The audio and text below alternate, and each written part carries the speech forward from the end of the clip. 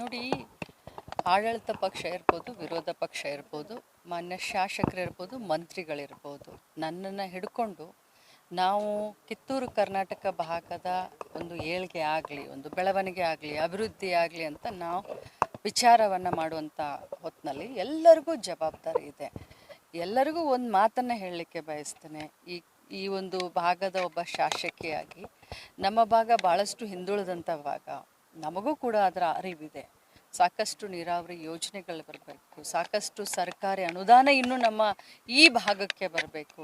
So ಅದಕ್ಕೋಸ್ಕರ ನಿಮ್ಮ ರಾಜಕಾರಣ ಪಕ್ಕಕ್ಕಿಟ್ಟುಕೊಂಡು, ನನ್ನನ್ನು ಹಿಡ್ಕೊಂಡು ಮಾತಾಡ್ತಾ ಇದ್ದೀನಿ, ರಾಜಕಾರಣವನ್ನು ಪಕ್ಕಕ್ಕಿಟ್ಕೊಂಡು ಈ ಭಾಗದ ಕಿತ್ತೂರು ಕರ್ನಾಟಕದ ಅಭಿವೃದ್ಧಿಯ ಪರವಾದಂಥ ಚಿಂತನೆಯನ್ನು ಬರುವಂಥ 10 ದಿನ ದಯಮಾಡಿ ಎಲ್ಲರೂ ಮಾಡಿ ಅಂತ ನಾನು ಮನವಿಯನ್ನು ಮಾಡ್ತೀನಿ. ಉತ್ತರ ಕರ್ನಾಟಕಕ್ಕೆ ಪ್ರತ್ಯೇಕ ಬಜೆಟ್ ಮಂಡಿಸಬೇಕು ಅಂತೇಳಿ, ಧ್ವನಿ ಎತ್ತಬೇಕು ಅಂತೇಳಿ ತಮ್ಮೆಲ್ಲರ ಮೇಲೆ ಒತ್ತಾಯ ಮಾಡ್ತಾ ಇದ್ದಾರೆ ಹೋರಾಟಗಾರರು. ಉತ್ತರ ಕರ್ನಾಟಕ ಪ್ರತ್ಯೇಕ ರಾಜ್ಯವನ್ನ ಕೇರಿ ಅನ್ನುವಂಥದ್ದು ಇದೆ. ನೋಡಿ, ಅಖಂಡ ಕರ್ನಾಟಕದ ಚಿಂತನೆಯನ್ನು ನಾವೆಲ್ಲ ಇಟ್ಕೊಂಡಿದ್ದೀವಿ. ಅಖಂಡ ಕರ್ನಾಟಕ ನಮ್ಮ ಹೆಮ್ಮೆ. ಇಲ್ಲಿ ಉತ್ತರ ಕರ್ನಾಟಕ, ದಕ್ಷಿಣ ಕರ್ನಾಟಕ ಅನ್ನುವಂಥ ಪ್ರಶ್ನೆನೇ ಬರೋದಿಲ್ಲ, ಮಾತು ಕೂಡ ಸರಿಯಲ್ಲ. ನಾನು ಹೇಳೋದಿಷ್ಟೇ, ಕಿತ್ತೂರು ಕರ್ನಾಟಕದ ಅಭಿವೃದ್ಧಿ ಕಡೆ ಎಲ್ಲರೂ ಸೇರ್ಕೊಂಡು ಕೈ ಜೋಡಿಸೋಣ, ಗಮನ ಹರಿಸೋಣ.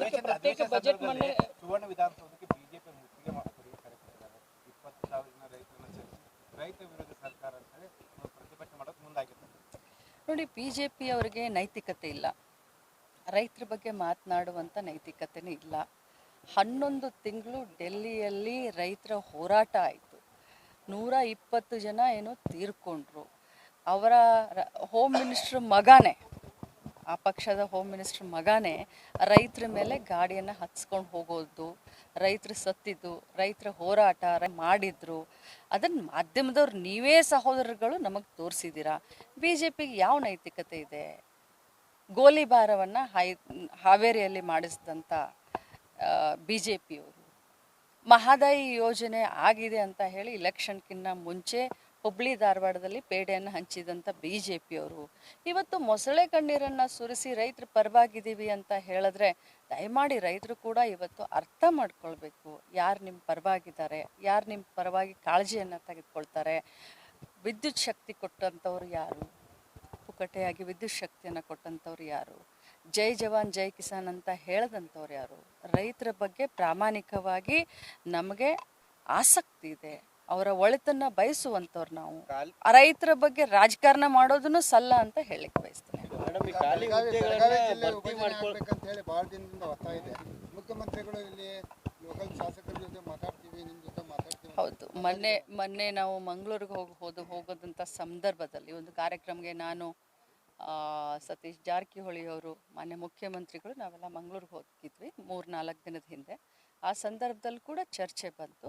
ಸೊ ಸ್ಥಳೀಯ ಶಾಸಕರನ್ನ ಈ ಬಾರಿ ಕರೆದು ಮಾತನಾಡಿ ಜಿಲ್ಲೆಯ ಅಭಿವೃದ್ಧಿ ಪರವಾಗಿ ಅಭಿವೃದ್ಧಿ ಆಗಬೇಕು ಅನ್ನೋದ್ರ ಸಲುವಾಗಿ, ಯಾಕಂತಂದರೆ ಎಲ್ಲ ಕಡೆ ರೀಚ್ ಆಗಬೇಕು ಸರ್ಕಾರದ ಯೋಜನೆಗಳು, ಅದಕ್ಕೋಸ್ಕರ ವಿಭಜನೆ ಬಗ್ಗೆ ಮಾತನಾಡ್ತೀನಿ ಅಂತ ಮಾನ್ಯ ಮುಖ್ಯಮಂತ್ರಿಗಳು ಹೇಳಿದ್ರು. ಇದು ಗುಡ್ ನ್ಯೂಸ್ ಅಂತಲೇ ನಾನು ಹೇಳಲಿಕ್ಕೆ ಬಯಸೋದಿಲ್ಲ, ಯಾಕಂದರೆ ಕೆಲವರು ಪರ ಇರ್ತಾರೆ, ಕೆಲವರು ವಿರೋಧ. ಆಡಳಿತ ದೃಷ್ಟಿಯಿಂದ ಗುಡ್ ನ್ಯೂಸ್ ಅಂತ. ಈಗ ರಾಜ್ಯದಲ್ಲಿ ವಿಭಜನೆ ಅಂತಾರೆ, ವಿಭಜನೆ ಆಗ್ತಾನೆ ಇಲ್ಲ, ಬರೀ ಭಜನೆನೇ ಆಗ್ತಾ ಇದೆ.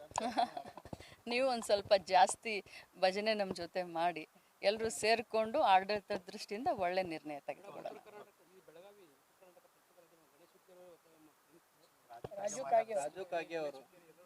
ನೋಡಿ, ತಾವು ಮಾಧ್ಯಮದವ್ರು ಪ್ರಶ್ನೆ ಕೇಳಬೇಕಾದ್ರೆ ಕರೆಕ್ಟಾಗಿ ತಿಳ್ಕೊಂಡು ಕೇಳಿ. ಇವರೆಲ್ಲ ನಾನು ನಿಮ್ಗೆಲ್ಲರಿಗೂ ಹೇಳ್ತಾ ಇಲ್ಲ, ಮತ್ತೆ ನೀವು ಗಣೇಶ್ ಹುಕ್ಕೇರಿ ಅವರೆಲ್ಲ ಅದು ಅಪ್ರಸ್ತುತ. ನಾನು ಅದ್ರ ಬಗ್ಗೆ ಕಮೆಂಟ್ ಮಾಡೋದಿಲ್ಲ. ಅಖಂಡ ಕರ್ನಾಟಕದ ಪರವಾಗಿ ನಾವೆಲ್ಲರೂ ಗಟ್ಟಿಯಾಗಿದ್ದೀವಿ. ಪ್ರತ್ಯೇಕ ಬಜೆಟ್ಗೆ ಏನಾದರೂ ಒತ್ತಾಯ ಮಾಡ್ತೀರಾ? ನೋಡಿ, ಅದರ ಬಗ್ಗೆ ಮೊನ್ನೆ ಹೋರಾಟಗಾರರು ಮಾನ್ಯ ಮುಖ್ಯಮಂತ್ರಿಗಳಿಗೆ ಭೇಟಿಯಾಗಿ ಪ್ರತ್ಯೇಕ ಬಜೆಟನ್ನು ಮಂಡನೆ ಮಾಡಿ ಅಂತ ಹೇಳಿದ್ದಾರೆ. ಮಾನ್ಯ ಮುಖ್ಯಮಂತ್ರಿಗಳಿಗೆ ಕೂಡ ನಾವು ಚರ್ಚೆ, ಒಂದೊಂದು ಜಿಲ್ಲೆಯ ಎಲ್ಲರನ್ನೂ ಕರೆದು ಮಾತನಾಡುವಂಥ ಸಂದರ್ಭದಲ್ಲಿ ನಾವು ಕೂಡ ಎಲ್ಲರೂ, ರಾಜು ಸೇಠ್ ಅವರು, ನಾವು ಎಲ್ಲರೂ ಕೂಡ ಒತ್ತಾಯ ಮಾಡಿದಂಥ ಸಂದರ್ಭದಲ್ಲಿ ಈ ಭಾಗದಲ್ಲಿ ಏನು ಈಗ ಕ್ಯಾಬಿನೆಟ್ ಮೀಟಿಂಗ್ಗಳಾಗುತ್ತೆ, ಸೊ ಈ ಭಾಗಕ್ಕೇ ಬೇಕಾದಂಥ ಕ್ಯಾಬಿನೆಟ್ ವಿಚಾರಗಳನ್ನ ತೆಗೆದುಕೊಳ್ತೀವಿ, ಅದರಲ್ಲಿನ ಘೋಷಣೆ ಮಾಡ್ತೀವಿ ಅಂತ ಮಾನ್ಯ ಮುಖ್ಯಮಂತ್ರಿಗಳು ನಮಗೆ ಹೇಳಿದ್ದಾರೆ. ಮೇಡಮ್, ರಾಜ್ಯದ ವಿವಿಧ ಇಲಾಖೆಯಲ್ಲಿ ಸುಮಾರು 7,76,000 ಹುದ್ದೆಗಳ ಖಾಲಿ ಇದ್ದಾವೆ. ಅನುಷ್ಠಾನ ಅಂದರೆ ಗ್ಯಾರಂಟಿ ಯೋಜನೆ ಅನುಷ್ಠಾನ ವಿಚಾರದಲ್ಲಿ ಉಳಿದಿದ್ದನ್ನೆಲ್ಲವನ್ನು ಸರ್ಕಾರ ಮರ್ತಿದೆ ಅನ್ನುವಂಥದ್ದು. 2.5 ವರ್ಷ ಆಯಿತು ನಮ್ಮ ಸರ್ಕಾರ ಬಂದು. 2.5 ಲಕ್ಷ ಹುದ್ದೆಗಳು ಖಾಲಿ ಇದ್ದಾವೆ ಅಂತ ಹೇಳ್ತೀರಾ. ಸೊ 2.5 ವರ್ಷದಲ್ಲಿ 2 ಲಕ್ಷ ಹುದ್ದೆಗಳನ್ನ ತುಂಬ್ಕೊಳ್ಳೋಕ್ಕೆ ಸಾಧ್ಯನಾ? ಏನೇನು ಯಾವಾಗ ಯಾವ್ಯಾವ ಸರ್ಕಾರ ಬಂದಿತ್ತು, ಯಾವ್ಯಾವ ಸರ್ಕಾರ ಬಂದಾಗ ಯಾವ್ಯಾವ ಸರ್ಕಾರಗಳು ಎಷ್ಟೊಂದು ಉದ್ಯೋಗವನ್ನು ಸೃಷ್ಟಿ ಮಾಡಿದೆ, ಉದ್ಯೋಗವನ್ನು ಕೊಟ್ಟಿದೆ, ಅದನ್ನು ಮೊದಲು ತಾವೆಲ್ಲರೂ ಗಮನ ಹರಿಸ್ರಿ, ಆಮೇಲೆ ಕೇಳಿ. ಖಂಡಿತವಾಗ್ಲೂ ಉದ್ಯೋಗ ಕೇಳ್ತಾ ಇದ್ದಾರೆ, ದುಡಿಯುವ ಕೈಗೆ ಉದ್ಯೋಗ ಕೊಡಬೇಕಾಗಿರೋದು ಸರ್ಕಾರದ ಆದ್ಯ ಕರ್ತವ್ಯ. ಅದನ್ನು ನಾವು ಖಂಡಿತವಾಗ್ಲೂ ಮಾಡ್ತೀವಿ. ನ್ಯೂಸ್ ಫಸ್ಟ್ ನಿರ್ಭೀತಿಯಿಂದ ನಿಮ್ಮ ಪರವಾಗಿ.